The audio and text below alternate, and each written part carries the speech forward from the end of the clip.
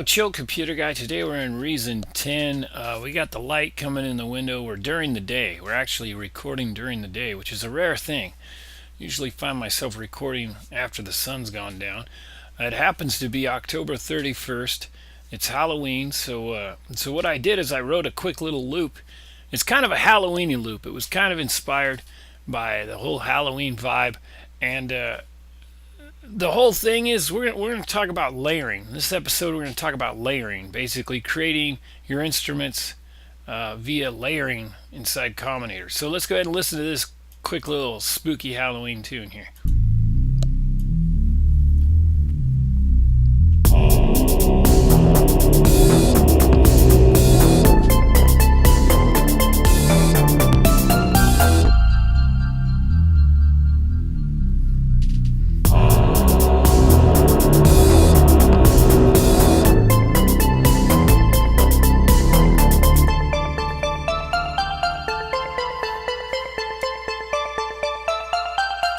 That's a spooky little pluck right there.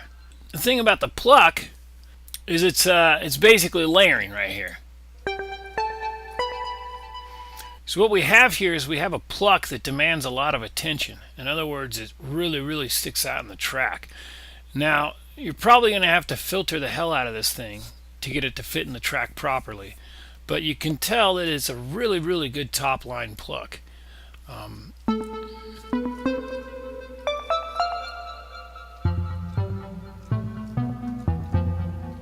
And you can see what we did is we just made a combinator, and we have the RV7000 coming through the auxiliary here. That way we can blend it in with the Zero synthesizer as well as the Europa. So we can blend it in separately for those two devices, and then we just basically have a Liquid Pluck EX and Shorty right here. What I do is I'll start with a preset and then I'll kind of tweak it to my liking.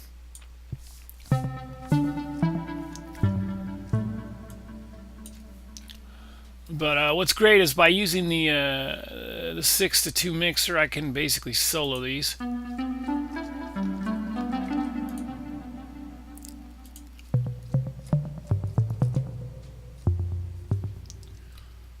And I can control the level, the mix between the two.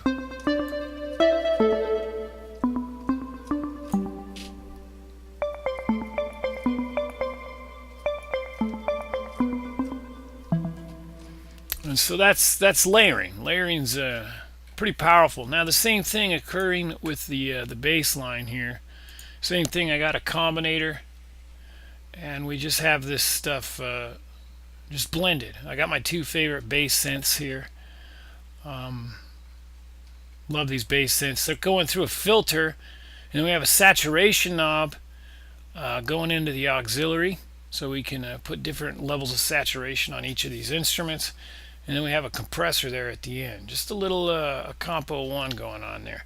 Let's go ahead and listen to this.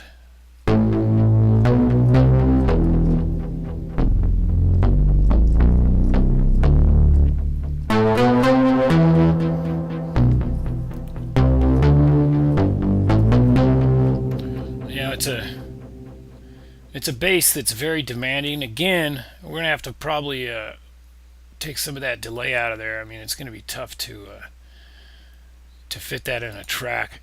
But what I try to do is I try to build my layered instruments really quite huge, and then I can also narrow them. I can always narrow them down later on when it comes to the mixing, you know. There's a bunch of uplifts that I can just use along the way. Here's Humana. This is an interesting one right here. I put the distributor and then put a Humana in with the distributor, so you get a really kind of an interesting tone in this layer.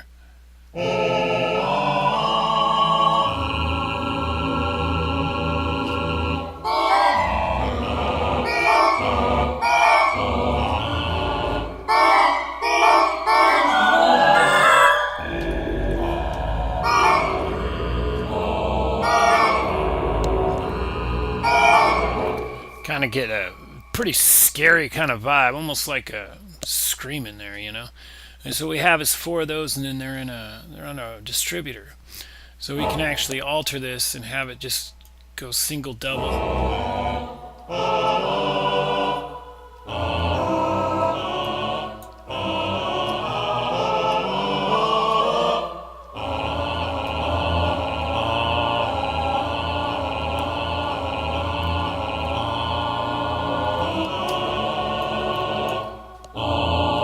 So you can see if I flip that around, you have we have these routed into 4 different channels of the distributor. And so that's how that's working. So they're all coming in simultaneously, and then those are routed to 4 different mix channels. You know, pretty simple stuff. Most of this stuff is super simple as far as routing is concerned. It's just super simple. Pretty easy routing. These are just, you know, the main thing is your effect is going into your 6.2. That way you can blend it between the instruments. That's kind of important, you know, to be able to blend that between your instruments there. But yeah, so we got those all running in separate CV and gate for each individual Humana. And then that way the distributor will trigger all 4 of them via the combinator. So you want to make sure that these are not receiving notes. That's super important. So you want to make sure they're not receiving notes. You want the distributor to be the only thing receiving notes, or else this won't really work proper.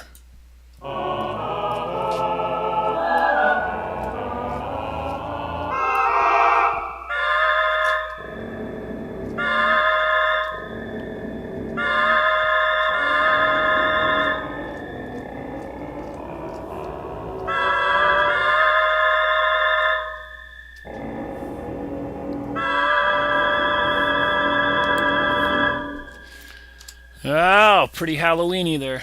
We have the pad here. The pad, which wasn't really played in the sequencer, but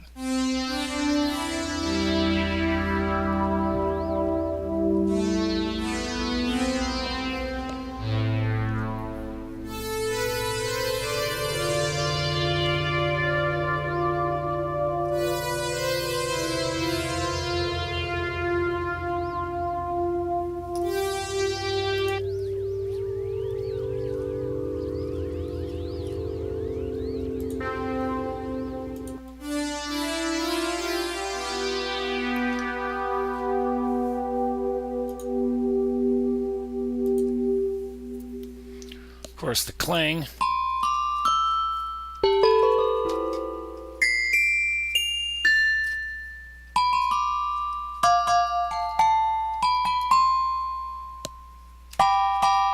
Almost as poignant as the pluck, really, you know, just a really nice sound.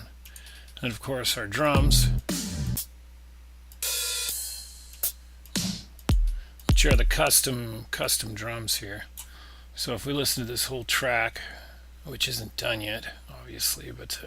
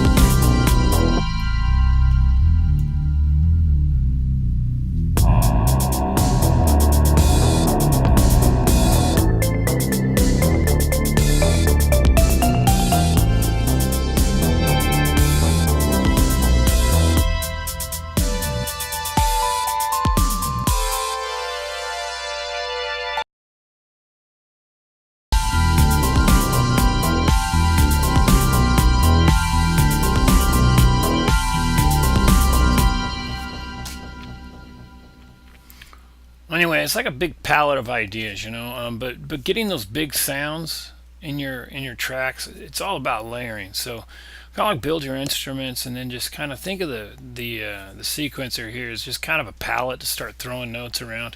Some of this stuff's not going to work, but you know, you'll find little hooks along the way. I mean, some of it just sounds like this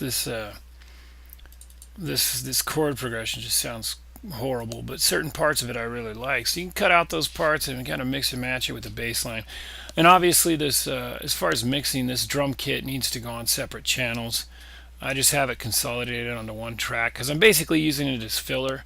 You know, once I actually, if I do find parts of this track where it gets out of the parts box and into something that I actually want to work on, then obviously I'll break down the drums into you know, 4 or 5, maybe 6, up to 6 tracks, and then EQ all that stuff separately.